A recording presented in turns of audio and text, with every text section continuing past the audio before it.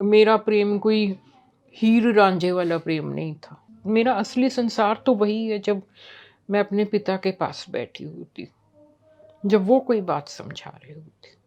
दोस्ती आपको जीवन को सहन करने की ताकत देती है। ये मेरा सौभाग्य है कि मैंने निर्मल जैसे व्यक्ति से प्रेम किया। यूनिवर्सिटी की शिक्षा अधिकतर मुर्दा शिक्षा है। असली शिक्षा या असली वातावरण वही है जो घर में आप सीख पलंग पर सब लोग मिलकर बैठते हैं, बातें करते हैं। मुझे ऐसे लगता है कि मैं बौद्ध धर्म में थी और इस जन्म में उससे बिछुड़कर ये जीवन देखने आई हूँ।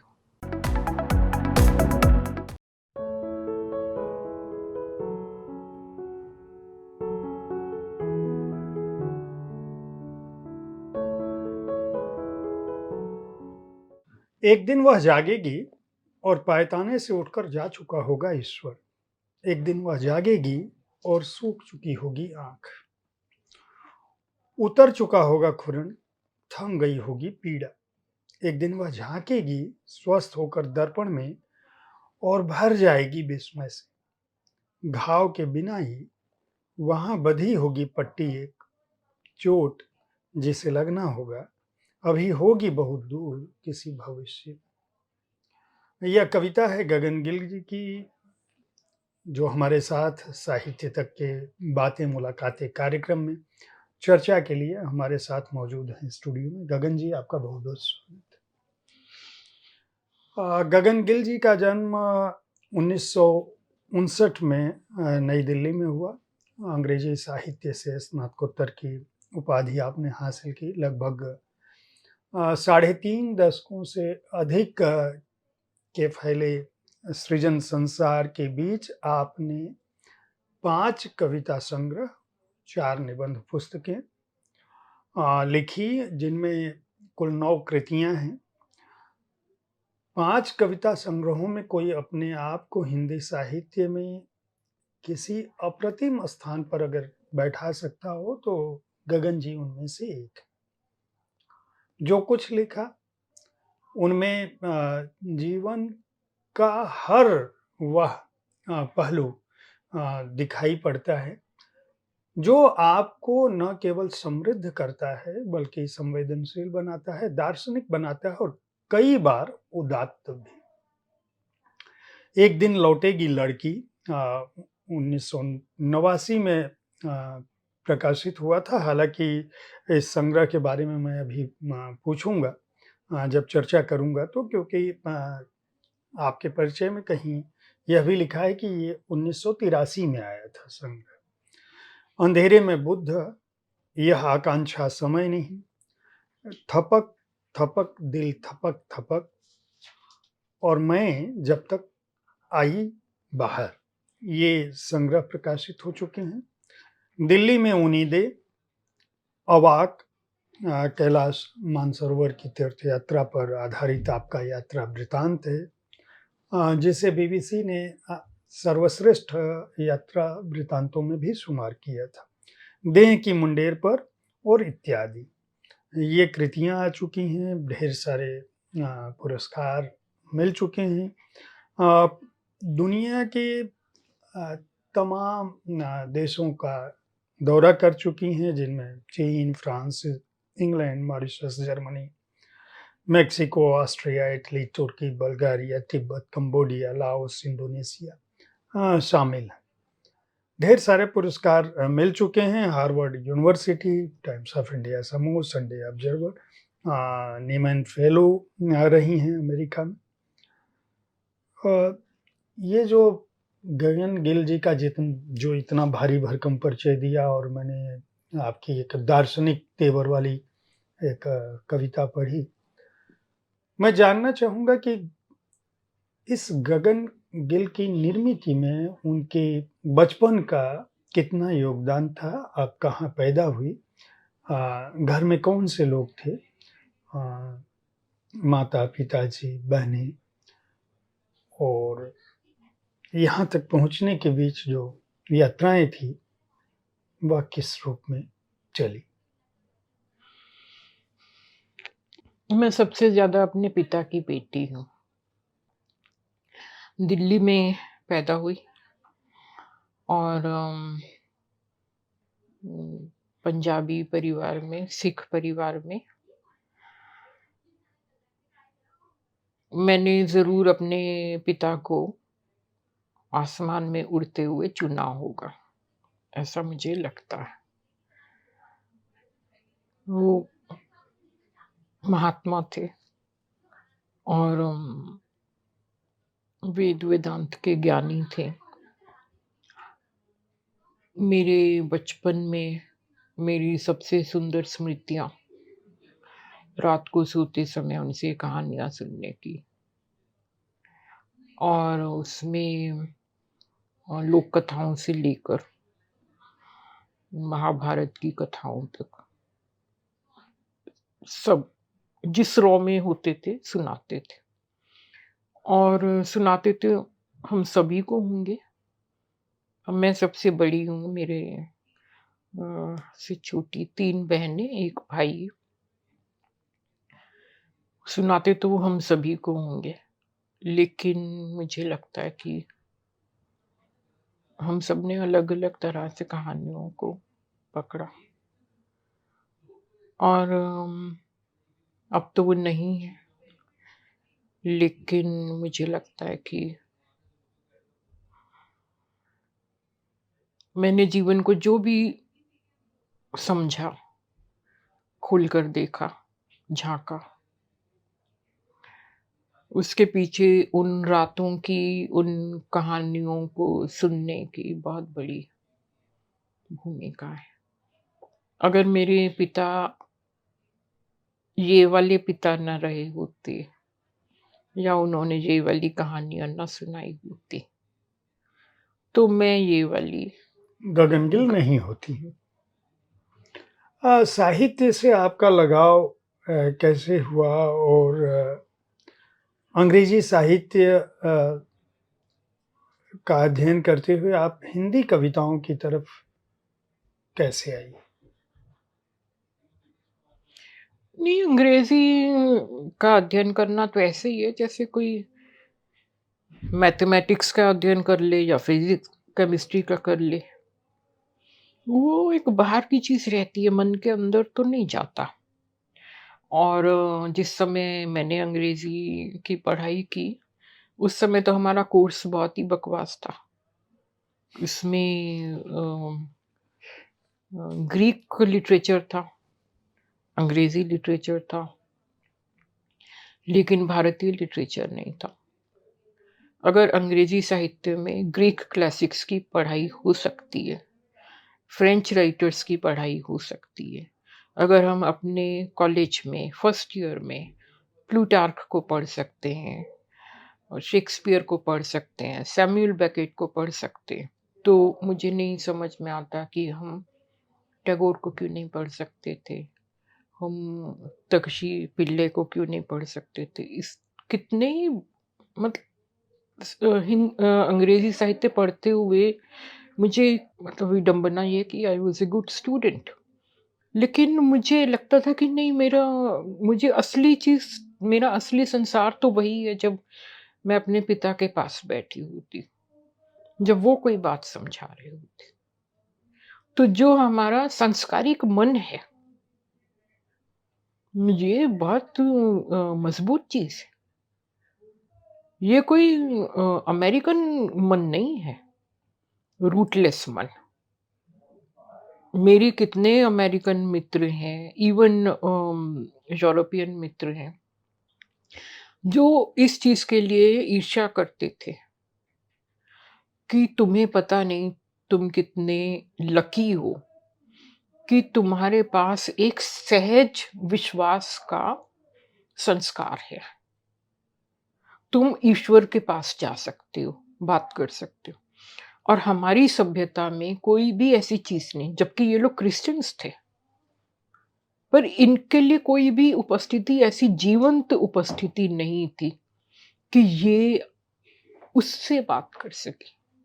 तो जो हमारा सेल्फ है, कितनी चीज़ें जो हम इसलिए उनकी कदर नहीं करते क्योंकि वो हमें इतने सहज रूप से मिल जाते। अगर वो हमसे छीन ली जाए, जैसे इन यूरोपियंस से, जब ये भारत आते थे, भारत के आश्रमों में जाते थे या भारत की फ़िलॉसफ़ी की किताबें पढ़ते थे और फिर ये अपना जीवन छोड़कर कन्वर्ट हो जाते थे, भारत में ही रहने लग जाते थे। तो हम अपने भारतीय बच्चों की बात तो करते हैं जो विदेश में चले जाते। लेकिन ऐसे लोग जो जिनके अंदर पश्चिमी सभ्यता का दिया हुआ इतना वैक्यूम है कि वो उसको खोजते-खोजते भारत में आ जाते, फिर यहीं बस जाते। तो उम, मुझे लगता है मैं बहुत लकी थी कि चाहे मेरे माँ-बाप ने ही मुझे अंग्रेज़ी में पढ़ाया, मैंने नहीं चुना। लेकिन क्योंकि मैं उनकी बच्ची थी, तो मुझे अपनी भाषा में लौटना ही था। पहली कविता कब लिखी होगी? और भारतीय कवियों में कौन आपको प्रिय था? किनको आपने पढ़ा? हमारे यहाँ बचपन से ही क्योंकि गुरबानी का पाठ करते थे, तो मुझे कबीर का ध्यान है और गुरु तेग बहादुर का ध्यान है कि इनकी बानी तो हम सहज घर में बैठे हुए सुनते थे, पाठ करते थे। तो कविता का अच्छा, जो पंजाबी लोकगीत हैं, आजकल वाले नहीं, जो बहुत खुले-खुले शब्दों वाले होते, जो जो पुराने बड़े वैराग्य वाले लोकगीत हैं, वो भी उस समय ये तो नहीं पता होता था कि हम कविता सुन रहे हैं या गीत सुन रहे हैं। लेकिन वो जो गीत में से एक भाव चलकर आता था ना, जिसमें आपका दिल काँप जाता। तो मेरी आरंभिक स्मृतियों में कविता का ये असर ज़रूर है। मुझे अब समझ में आता कि एक प्रदेश, एक देश, एक जातीय स्मृति आपको कैसे बनाती कि आप बुल्ले शाह को सुनते हैं तो यूँ कैसे? वारिस शाह को सुनते तो यूँ कैसे? वो इवन जो उनको जो हीर को जो गाते हैं, हीर में वो जो बैन देते हैं गाते-गाते। उस समय उन गीतों को कितने लोग सुनते हों। उस समय किसी बच्चे को ये थोड़ी पता होता है कि ये गीत उसके अंदर कब, कैसे जाकर क्या बनने वाला। लेकिन ये चीज़ें हैं कि ये उतनी ही जीवंत हैं हमारे अनुभव में, जितनी स्कूली शिक्षा, यूनिवर्सिटी की शिक्षा, बल्कि यूनिवर्सिटी की शिक्षा अधिकतर मुर्दा शिक्षा है। असली शिक्षा या असली वातावरण वही है जो घर में आप सीख पलंग पर सब लोग मिलकर बैठते हैं, बातें करते हैं, दुख-सुख करते हैं या डाइनिंग टेबल पर सब लोग इकट्ठे हो। वहाँ वहाँ से चीज़ें निकलती हैं, वहाँ कुछ उगना शुरू होता है। हाँ, तो पहली कविता आपने कब लिखी और कौन-सी? क्या आपको याद है कुछ कि मैंने मतलब व्यवस्थित जिसको विधिवत जिसको सुना के आपको लगा हो या खुद पढ़ के लगा हो या जो अभी तक आपके साथ बनी हो आपकी स्मृति में? मेरी स्मृति में है, उम, मेरी माँ ने ही कहा था, मम्मी कॉलेज की लेक्चरर थीं, बाद में प्रिंसिपल बनी, राइटर भी थीं। मम्मी का, दादाजी का, दोनों का विषय गुरबाणी का था। तो मम्मी ने कहा कि ऐसे क्या अकेले चुपचाप बैठे हो, कोई कविता लिखो। तब मैं 15-16 साल की थी। अच्छा। तो मुझे ये नहीं पता था कविता क्या होती। तो बोली तो मैंने वो हमारे घर के बाहर एक उन दिनों में हम शायद वो पत्रिकाएँ आती थी सारिका वगैरह, तो उसमें हम दुष्यंत कुमार की गज़लें पढ़ते थे। हुँ? तो अब संजोग से हमारे घर के बाहर भी एक गुलमोहर का पेड़ था। तो अब मुझे लगता, तब तो मुझे नहीं पता था, लेकिन अब मुझे लगता है कि शायद मैंने पढ़ा होगा, जिए तो अपने बगीचे में गुलमोहर के तले, मरे तो गैर की गलियों में गुलमोहर के। तो जो मेरी पहली कविता थी, जो एक दिन लौटेगी लड़की में है, कुछ ऐसे कि मेरा ख्याल कुछ उसमें गुलमोहर का पेड़ आता है।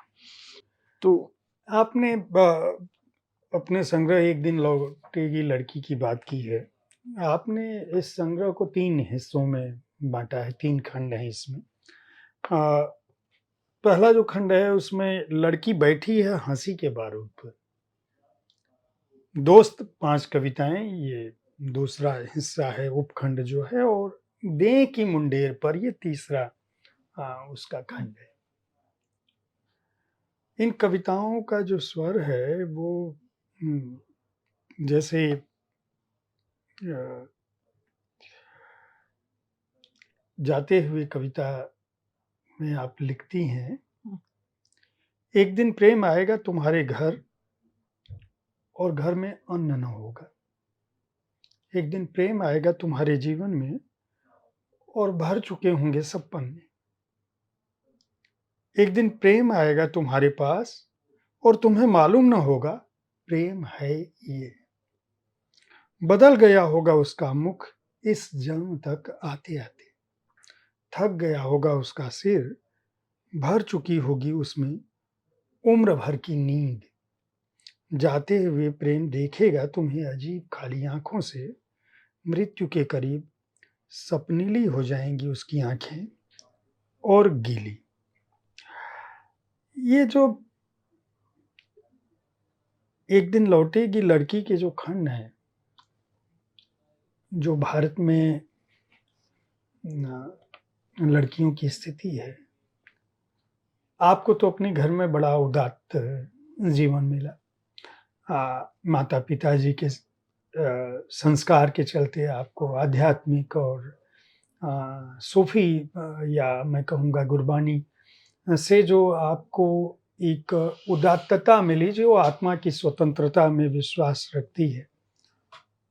इनके बावजूद आपने लड़की बैठी है हंसी के बारूद पर, दोस्त 5 कविताएं और दें की मुंडेर पर, इस तरह का भाव सृजित किया। और मुझे लगता है कि आज जब मैं गगन गिल जी से बात कर रहा हूँ उम्र के इस पड़ाव पर, तब शायद आज के 3 दशक पहले लगभग लिखी गई, या उससे भी पहले लिखी गई ये कविताएं,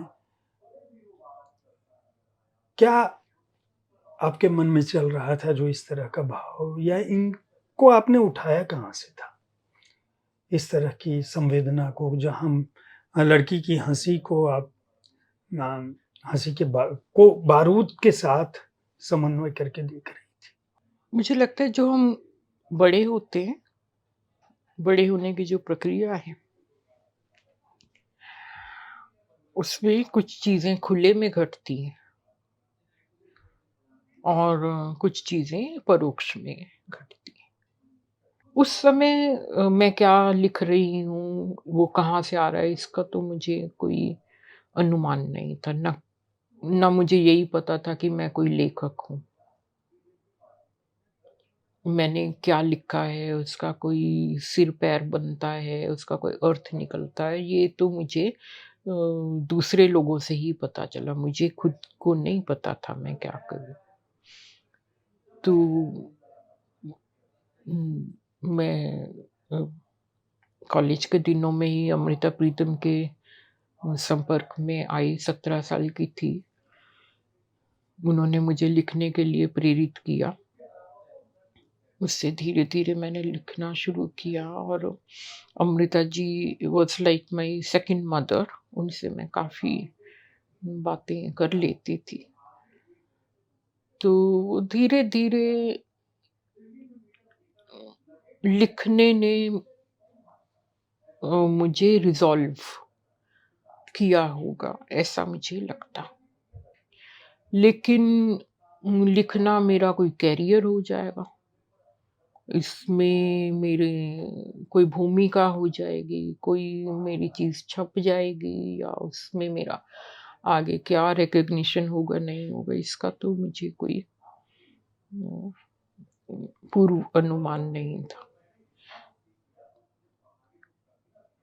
ये कविताएँ जो लड़की कविता वाली श्रृंखला है, ये 1983 में मैंने अ, ये पहली बार छपी थी।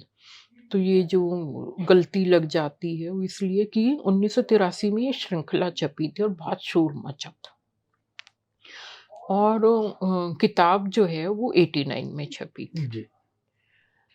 पर जब ये श्रृंखला छपी है समकालीन साहित्य में, ये कविताएं उस समय इतनी अलग थी कि ये 6 महीने तक समकालीन साहित्य के संपादक महोदय रख के बैठे रहे। तो आई वॉज ए फ्रीलांसर। तो मैं समकालीन भारतीय साहित्य के लिए जैसे उस उम्र के बच्चे करते हैं, तो मैं कोई रिव्यू वगैरह लिखा करती थी। तो मैंने जाकर पूछा कि मैंने आपको अपनी कुछ चीज़ें दी थी, आपने कुछ निर्णय किया। तो शानी जी ने कहा कि मैं अभी तो कुछ समझ नहीं पा रहा हूँ कि वो क्या है। और फिर जब मैंने शायद उसके बाद उनको लगा होगा कि ये छाप देते। शानी जी को भी नहीं पता था ये क्या है। वो इतनी अलग थी, पर उन्होंने छाप दी। 5 कविताएं थी। वो जब छप गई तो हंगामा हुआ। फिर विष्णु खरे का स्टेटमेंट आया, जो भी बातचीत हुई वो अब सब लोगों को पता है। तो कई बार ऐसा होता है, आप किसी चीज में से गुजर कर आते हैं, आपको लगता है ये मेरे साथ ही हुआ था, मुझे ही इसमें से ऐसे सरवाइव करना था। पर वो आप सबसे अलग दिख रहे हैं या अलग होकर निकलेंगे, ये तो दूसरे लोगों को ही पता चलता। जिस कविता की मैं बात कर रहा था, मैं कुछ पंक्तियाँ आपको सुनाता हूँ। लड़की बैठी है हँसी के बारूद पर। लड़की बैठी है हँसी के बारूद पर, उसकी हँसी में न स्मृति है, न कारण, न हिंसा। सिर्फ अंधेरे का एक डर है, जो ठीक उसके पीछे खड़ा है। उसकी हँसी में चमकते हैं वे फूल जो उसने देखे नहीं, वे बच्चे जिनकी चीखें उसके कान सुनते हैं अक्सर, वे सपने जो उसके देखे अनदेखे पलकों से खेलते हैं धूप छां। उसके भीतर हंसते हैं उसके फेफड़े गुदगुदी से, दिल फैलता है उसका भोलेपन से, पेट हंसता है उसका सबके साथ, सबको हंसता देखकर।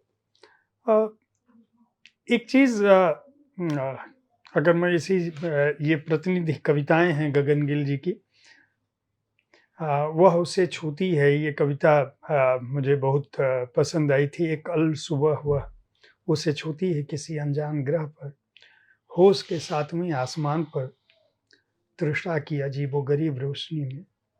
वह उसे छूती है भारी बादल की तरह, ठहरी हवा की तरह, पवित्र अग्नि की तरह। वह उसे इस तरह छूती है जैसे वह छठे दिन का खुदा हो, जिसे उसमें से गुजर कर उसे नष्ट कर देना हो, फिर से बनाना हो।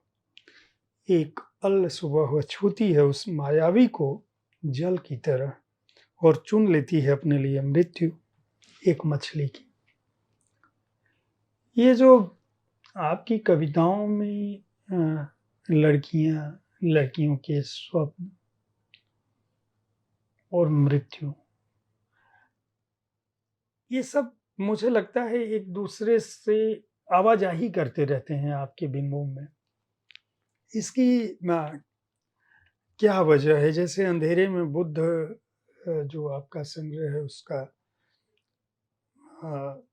जो आंतरिक स्वर है वह मृत्यु है, और उसका आपने जो उपखंड रखा है वह भी इसी तरह से है कि कुछ इस तरह मृत्यु, कंजिका कुछ विलाप, छाया बहनी।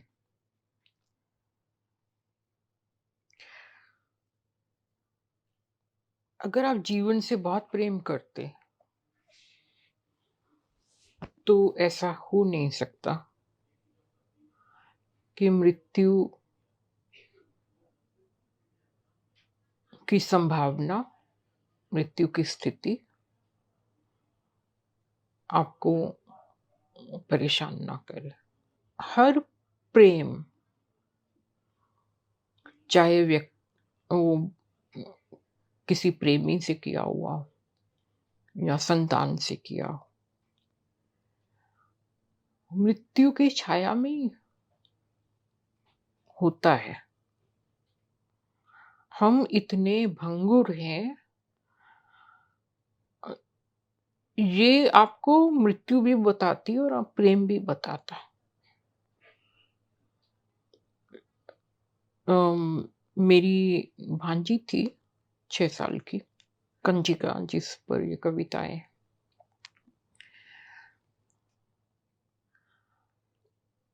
वो मेरी इतनी सगी थी कि वो सिर्फ मेरे पेट से पैदा नहीं हुई थी, और 6 साल की उम्र में उसकी मृत्यु हो गई।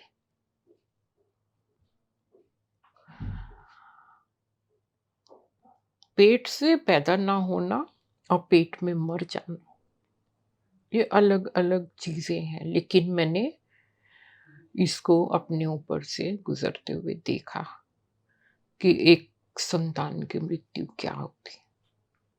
मैं उस बच्ची के दुःख से अभी भी नहीं निकल। यह आकांक्षा समय नहीं आपकी एक कविता है जिसकी कुछ पंक्तियाँ बताऊँ। दुःख उसने बहुत दिन हुए पीछे छोड़ दिए थे। भिक्षु की पीड़ा में संसार गलता है। ये दुःख को पीछे छोड़ने के प्रयास में आप प्रेम की तरफ उन्मुख हुई या बुद्ध की ओर? और आपके जीवन में प्रेम किस तरह से आया और बुद्ध भी किस तरह से आए?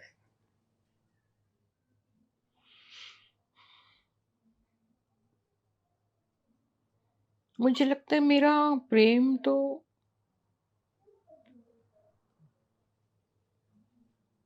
बुद्ध ही है।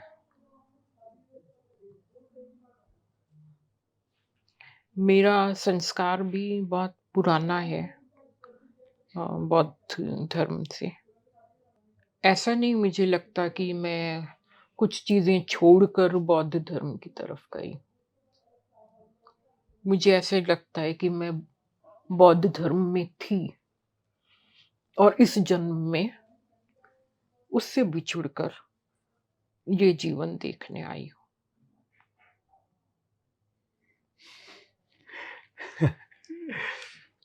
तो मुझे इसको इस तरह से समझना पड़ रहा। मेरे अंदर बौद्ध संस्कार बहुत गहरा, सोते जागते का संस्कार। तो पहले जब तक मैं ध्यान नहीं करती थी, तब तक मुझे कन्फ्यूजन रहता था, लेकिन अब मुझे सब स्पष्ट है कि जो भी छाया है कहीं, वो ये इस जीवन वाली छाया है। जो पीछे है या आगे आने वाला है, वो बहुत प्रकाशमय है।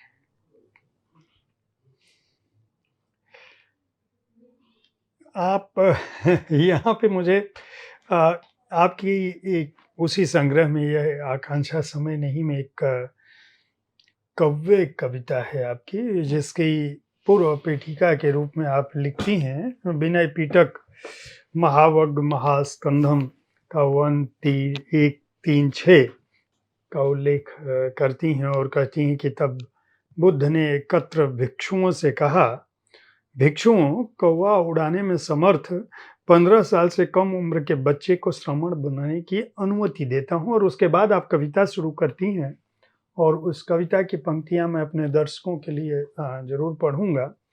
कोई नहीं रुकेगा, जितनों को उड़ाओगे सब चले जाएंगे, बैठ जाएंगे जाकर किसी दूसरे जन्म की शिला पर, फिर से करने लगेंगी तुम्हारी प्रतीक्षा। एक होगा लेकिन जो कहीं नहीं जाएगा, रुके रहने को अदृश्य हो जाएगा वह, तुम्हारे संग लगा रहेगा हरदम, धूप और बारिश में, स्मृति और विस्मृति में। ठंडे बिस्तर में जाओगे तुम और गर्म कर रखी होगी उसने तुम्हारी जगह। मैंने कुछ पंक्तियां ही पढ़ी हैं।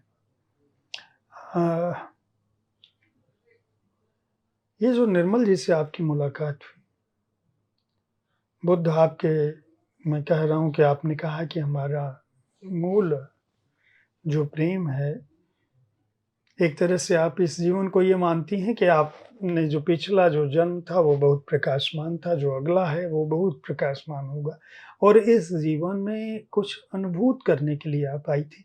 वो जो अनुभूत किया, और उस अनुभूति के बीच में जो निर्मल वर्मा जी आते हैं, जो आपकी पहचान से इस तरह जुड़े हैं कि आज भी हम जो बातचीत कर रहे हैं उसमें निर्मल जी आए हैं। तो इस जीवन को अभी तक आपने जो जिया उसे किस रूप में देखती हैं, और उसमें इस प्रेम को जो भौतिक जगत का वर्तमान का प्रेम रहा है आपका, वह कब कैसे आया और कैसे देखती हैं उसको?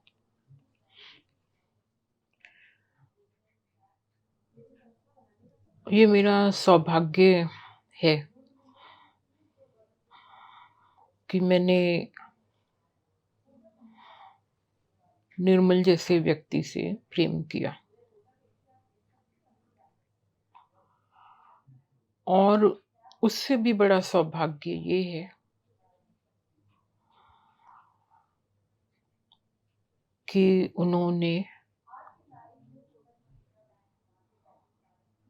मेरे पंखों में चुभे हुए, छिपे हुए कई कांटे निकाल दिए।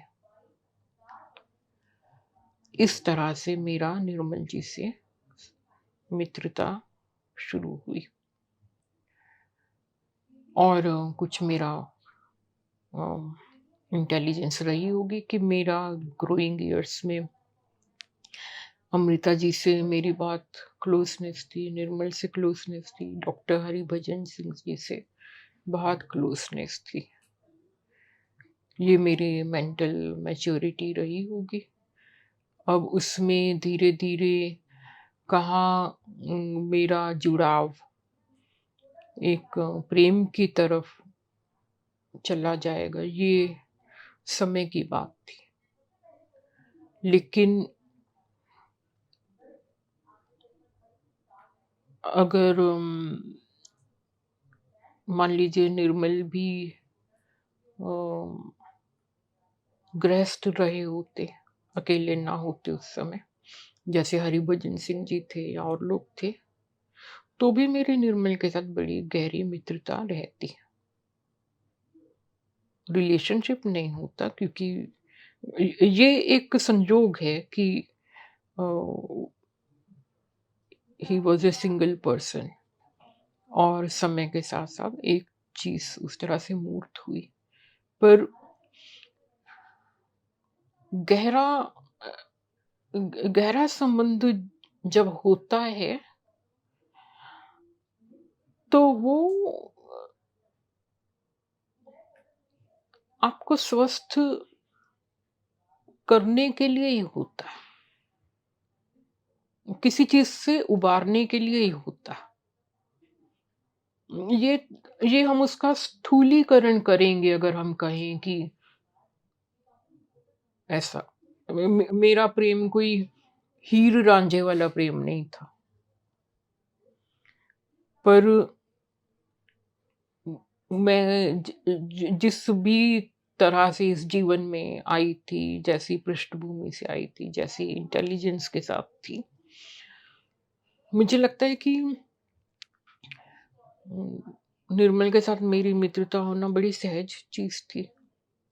कुछ इसलिए कि हम अपने को 80 साल का समझते थे और निर्मल अपने को 19 साल का समझते थे। वो नर्वस भी हमारी तरह ही थे, मतलब जो स्टूडेंट्स थे उसी तरह नर्वस रहते थे। घबराए उनको कुछ दुनिया की जानकारी नहीं थी। तो एक मेंटल लेवल पर हम लोग समवयसी ही थे। जब दूसरे लोग कहते हैं कि अरे आपका इतना डिफरेंस था, तो मैं सोचने लगती हूँ, लेकिन मुझे कभी भी नहीं लगा उनके साथ। अ, दोस्तों पर आपने बहुत सारी कविताएँ लिखी हैं। एक कविता की को मैं पढ़ता हूँ।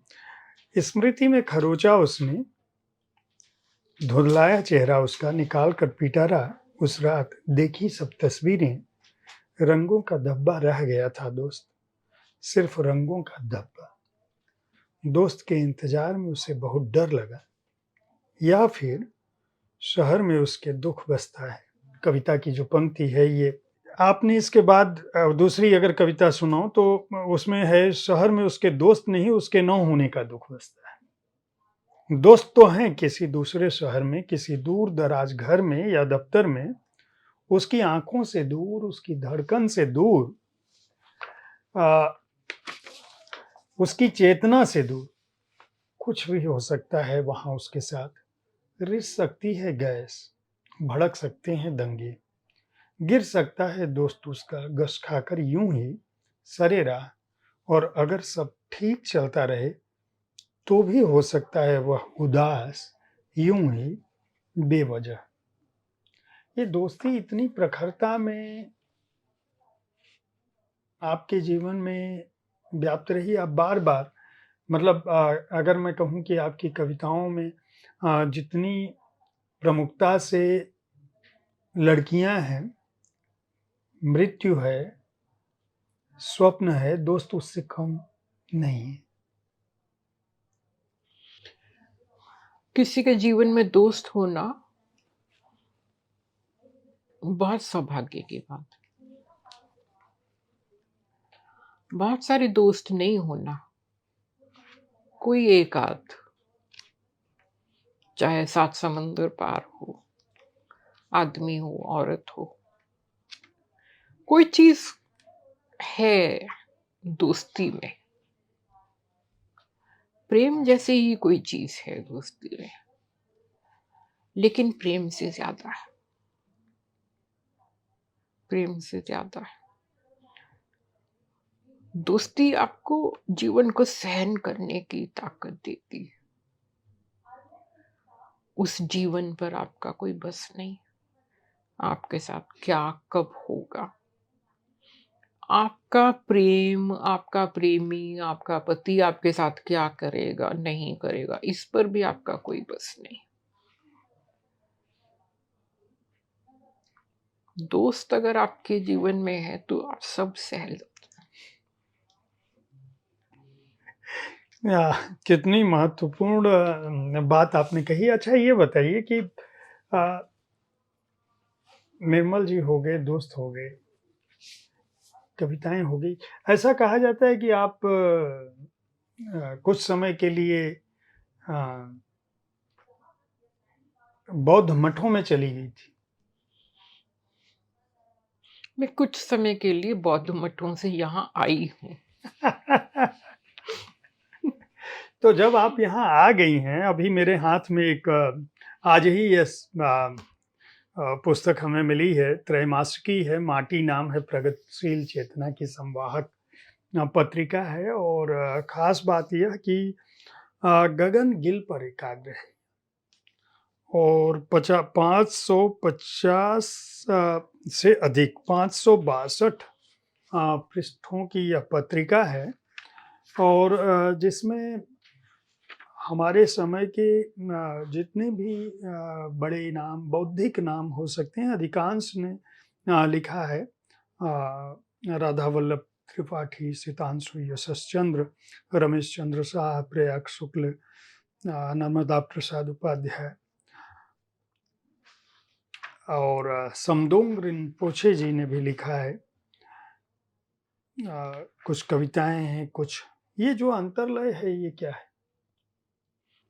ये तो संपादक महोदय ही बता सकते हैं। नहीं, लेकिन इसमें असगर वजाहत जी किया एक बहुत अच्छा दिल और दिमाग गगन गिल लिखा है।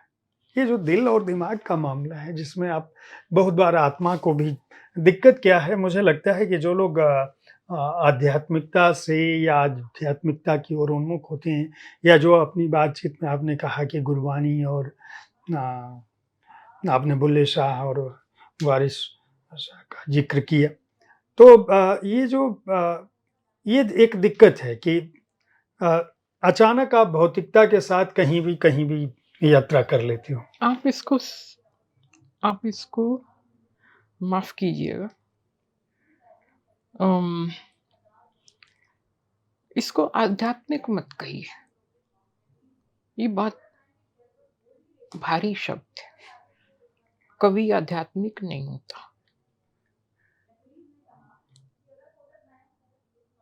अच्छा कवि या अच्छा व्यक्ति बनने की आकांक्षा करने वाला एक दूसरी जिंदगी के प्रति सतर्क और जीवंत रहना चाहता। अब उसको हम, क्योंकि आध्यात्मिक शब्द तो बड़ा हमने रूढ़ कर दिया है, उसको स्पिरिट के साथ, स्पिरिचुअलिज्म के साथ हमने उसको बांध दिया। जबकि अगर मुझे अपने लेखन के बारे में कुछ कहना हो तो मैं अपने को आध्यात्मिक नहीं कहूंगी, पर मैं भौतिक कवि नहीं। मैं कहीं झिलमिले वाली जगह में रहती हूँ और झिलमिले वाले जीवन को ही देखती हूँ, झिलमिले वाले जीवन के होने को लेकर सचेत हूँ।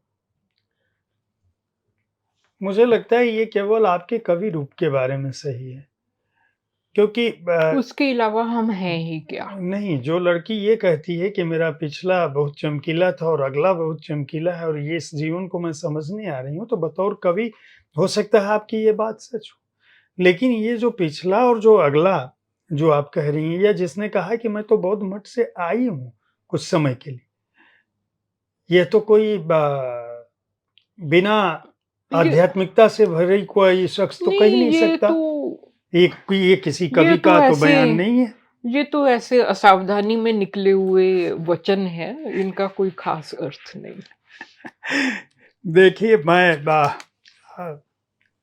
आपसे अब आगे जो सवाल करने वाला हूँ, आपकी कविताओं के बारे में मैं चाहूँगा कि प्रतिनिधि कविताएँ हैं, इसके अलावा जिन संग्रहों की मैंने बात की, गगन गिल जी के उन संग्रहों को पढ़ सकते हैं। आपके जीवन के बारे में जानना हो, लेखन के बारे में जानना हो, तो माटी का यह अंक खरीद कर पढ़ सकते हैं। बहुत सारे वितान हैं, बहुत सारे बिंब हैं, जिन लोगों ने समकालीन रचनाकारों ने, आपसे कम उम्र के लोगों ने, आपसे बड़ी उम्र के लोगों ने, वरिष्ठों ने, संस्कृत के विद्वानों ने, दूसरी भाषाओं के विद्वानों ने जो समझा है, जो कविताओं से जाना है, इसको खरीद कर पढ़ सकते हैं। लेकिन कुछ चीज़ों पे मैं आपकी राय जानना चाहूँगा, और कुछ शब्द हैं जो मैं दूँगा, और मैं चूँकि आपने कोई शब्द ऐसा नहीं है जिस पर आपने लिखा नहीं है। आपने वायदा किया था कि आप मेरी परीक्षा नहीं लेंगे। ये कोई परीक्षा जैसा नहीं है। मैंने आपसे पहले ही कहा था कि मैं आपसे बातचीत करने के लिए आऊंगी, लेकिन आप मेरी परीक्षा तो नहीं लेंगे। देखिए, मुझे और आपने ये वर्ड ऑफ ऑनर दिया जी, था। मुझे पता है, लेकिन मैं इसलिए नहीं, अब पूछूंगा आप ये क्योंकि चाहते हैं कि मुझे फेल करें और सारी दुनिया देखे यहाँ पर। नहीं, ऐसी कोई बात नहीं। गगन जी कभी ये उनकी उदारता है, और आप आवाज़ से समझ ही रहे होंगे। देखने में भी सुंदर हैं, और बुद्धि से भी ज़हीन हैं, जो विदुषी लोग होते हैं भारत में एक बड़ी देखने लंबी से ज़हीन और बुद्धि से सुंदर हैं। बुद्धि से सुंदर है। जो विदुषी हैं उनसे शास्त्रार्थ में आप नहीं जीत सकते। मैं केवल वो शब्द बता रहा हूँ जो आपकी कविताओं में लगातार आए हैं या जिन पर आपने कविताएँ लिखी हैं। अगर यही शब्द मैं आपसे पूछूं तो let's let's do it.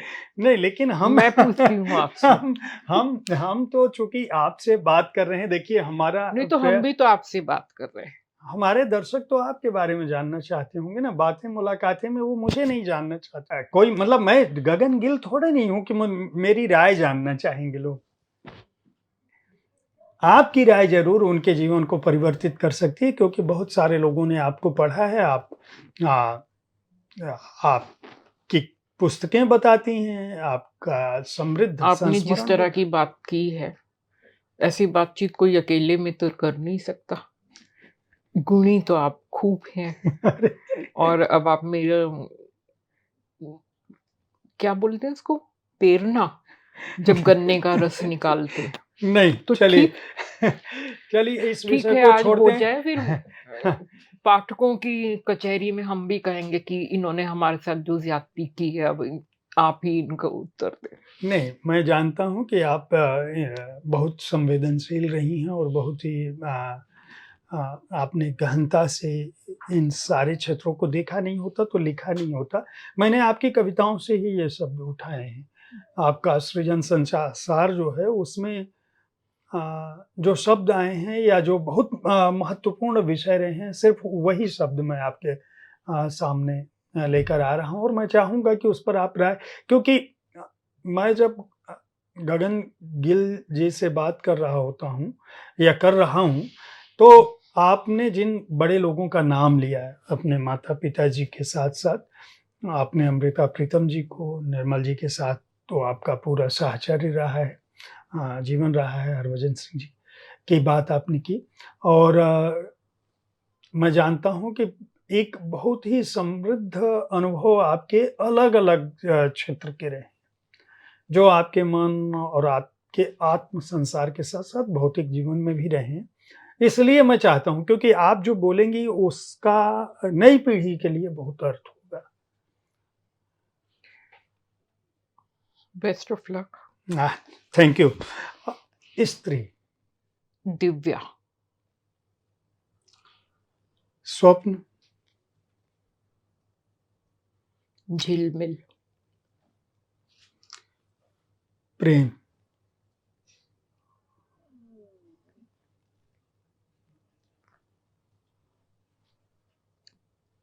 Silence, ईश्वर,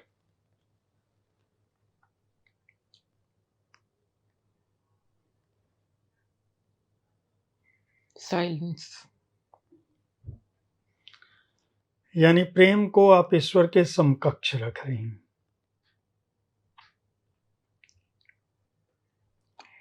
ईश्वर को प्रेम के समकक्ष रखें। दुख, सहनीय, उदासी, सहनीय, अकेलापन, सहनीय, दोस्त, संबल, जीवन, सहनीय, मृत्यु,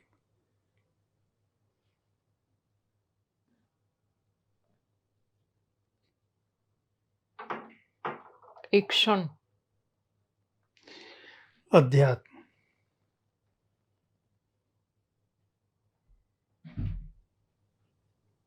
स्वप्न, कविता,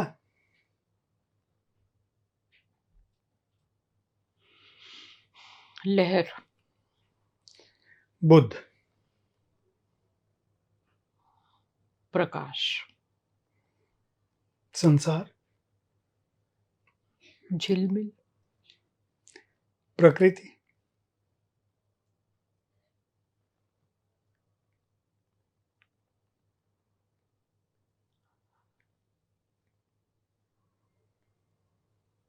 चमत्कार, नायक,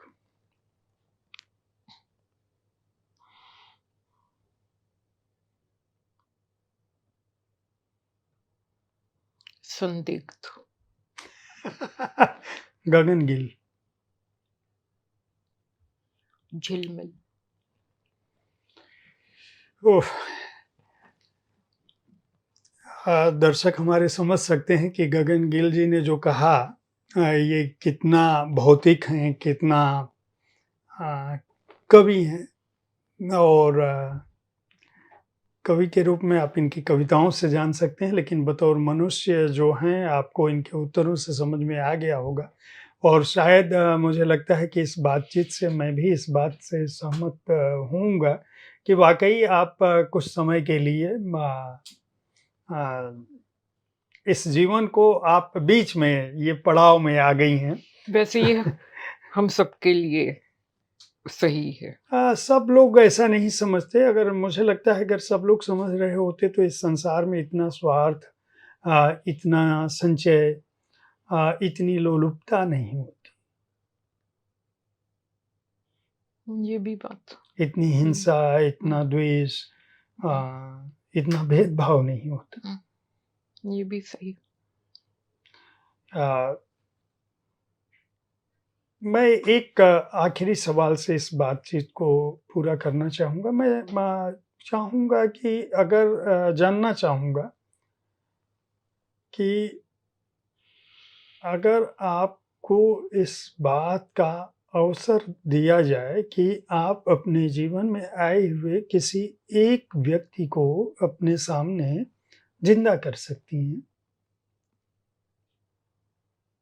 तो आप किन्हें चुनेंगी और क्यों?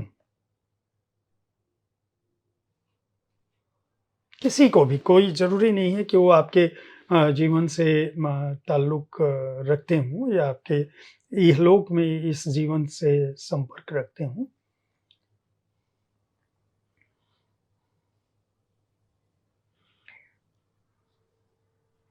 टैगोर, क्यों?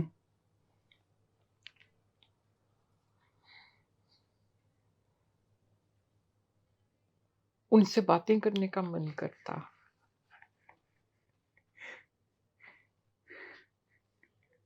उनसे बहुत बातें करने का मन करता। अच्छी-अच्छी नहीं, जो दिल में तूफ़ान उठते हैं, निराशाएँ होती हैं, कभी जीवन असहनीय लगता। मुझे सिर्फ़ टैगोर समझ में आते। इसका उत्तर तो बुद्ध भी दे सकते थे आपको।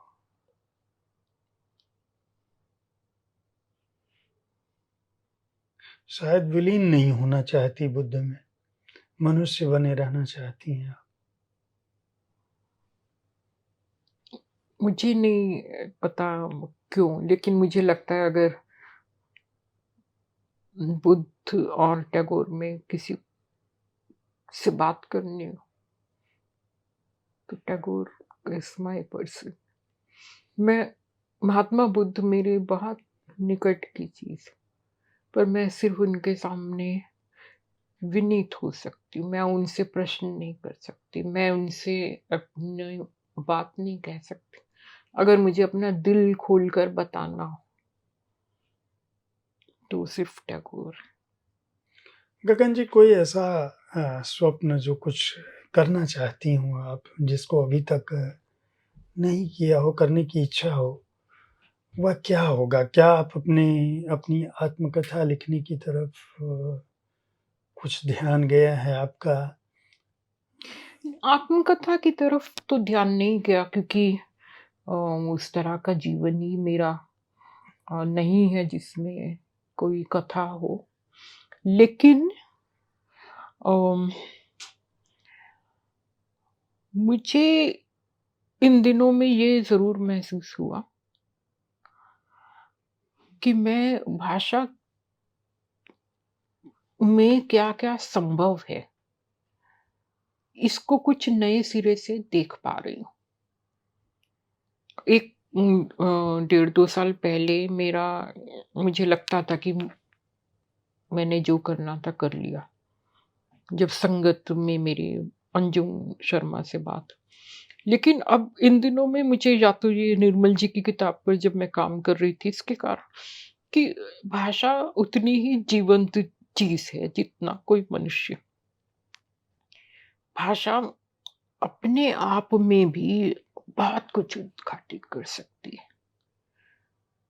तो कुछ नए सिरे से अब वो किस तरह से पकड़ में आएगी ये अलग बात है।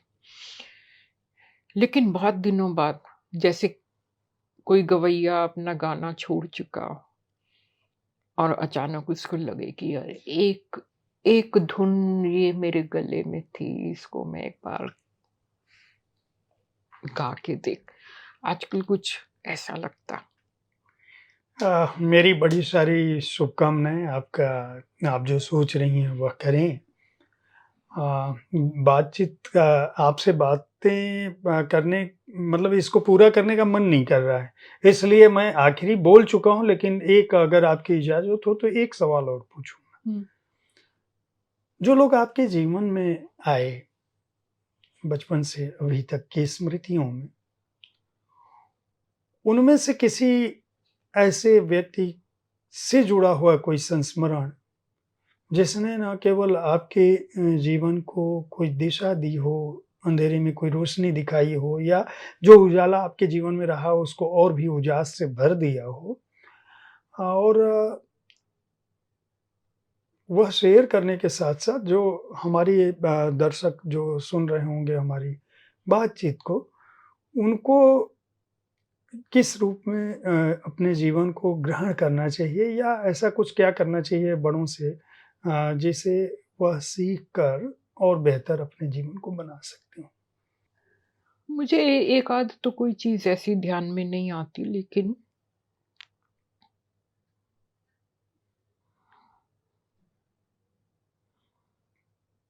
दलाई लामा जी जब कहते हैं कि तुम्हारा दुश्मन तुम्हें धैर्य रखना सिखाता है। और ये बात वो चीन के संदर्भ में कहते हैं, जो उन्हें मनुष्य की खाल में भेड़िया और क्या-क्या कहता। और एक महिला लेखक होने के नाते जब मेरी परीक्षा होती है, मेरे साथ कोई ना कोई झगड़ा किसी का हो जाता है या मैं किसी का कान पकड़ती हूँ, तो उस समय मुझे ये कथन ध्यान में रहता कि जो हमारा दुश्मन है, जितना वो हमें सिखाता है उतना दोस्त नहीं सिखाता। हाँ, आपने अभी गद्य और की बात की, भाषाओं की बात की, मेरे दिमाग में आया कि कविताओं और गद्य दोनों में समान रूप से लिखा है, सिर्फ़ एक पुस्तक का अंतर है। कविता संग्रह एक ज़्यादा है। अ, भाषाओं में आप कहाँ अपने को सहज पाती हैं? विधा में? आप बताइए? मुझे तो लगता है कि दोनों में आपकी गति समान रूप से है। जो आपके भाव आते होंगे क्योंकि जो पठनीयता आपकी है वह अ, आपकी कविताओं में भी गद्य दिखता है, गद्य कविता जैसा कई बार आपका गद्य भी कविता की तरह सदृश दिखता मेरे में डिसिप्लिन नहीं है रेगुलरली लिखने का, लेकिन मैं लिख लेती हूँ और मुझे ऐसे लगता है कि जैसे मेरी सहज गति गद्य में है। कविता लिखना मुझे मुश्किल लगता। कविता बहुत जान निकालती। है। बहुत-बहुत धन्यवाद हमें यह समय देने के लिए, बातचीत करने के लिए। आपसे बातचीत हम उस मोड़ पर जाके समाप्त कर रहे हैं जहाँ से राजकमल प्रकाशन ने यह वादा किया है कि बहुत जल्द आपकी सारी कृतियों को वो एक बार पुनर्प्रकाशित करेंगे एक साथ। और वे कृतियाँ जब भी आएँगी मैं चाहूँगा कि आप हमारे लिए वक़्त निकालें, हमारे दर्शकों के लिए वक़्त निकालें और शब्दरथी में आप अपनी किताबों के साथ उपस्थित हों और जिन पर हम बात कर सकें इस विशद शर्त रूप के से। साथ कि अगली बार आप मेरी परीक्षा नहीं लेंगे। बहुत-बहुत आभार आपका, आपका स्नेह बना रहे।